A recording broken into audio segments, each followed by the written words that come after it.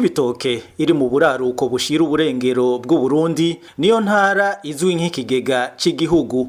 Mu biterwa bisanzwe bizwi ko birimwayo cane harimo umuceri. Muri kino gihe ariko abanyagihugu bararira umuceri wazimvye cane ugeze ku mafaranga 4,000 ikiro kimwe.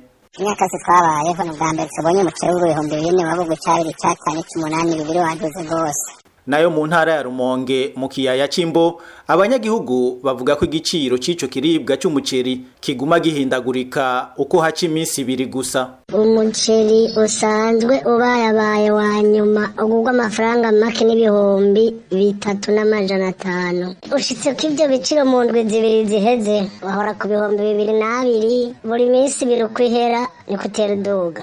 Mu ntara ya Gitega ni mu ntara kama ya Kirimiro abanyagihugu bamenyesha ko igiciro c'umuceri cavuye ku mafaranga 2,250 gishika ku mafaranga 3,200 mu kiringo kingana ukwezi gusa. Aho akaba ari mu bice vyose bigize iyo ntara. Uyu muceri basanzwe bari mino Gitega bahorugura amafaranga 2,250 uku kwezi nyene ko kw'icenda mugabo ugeze ku 3,200. Umuceri mu Tanzania wahorugura 2,280 3,000 uyugura ibihumbi 4,500.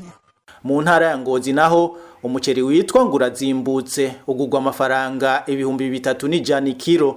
Umwihwezo wa nyuma w'ikigo IPC werekana ingene bifungurwa vyifashe mu gihugu cerekana ko abantu bagera ku miliyoni n'ibihumbi 400 no kuvuga 12% bazohura n'ingorane yo kubura ibifungurwa bikwiye kuva mu kwezi kwa Gitugutu gushika muri Kigarama uwo mwaka w'2022 n'ayabagera ku 51,000 bakazoba bari mu mugwi w'abakeneye cyane imfashanyo zihuta.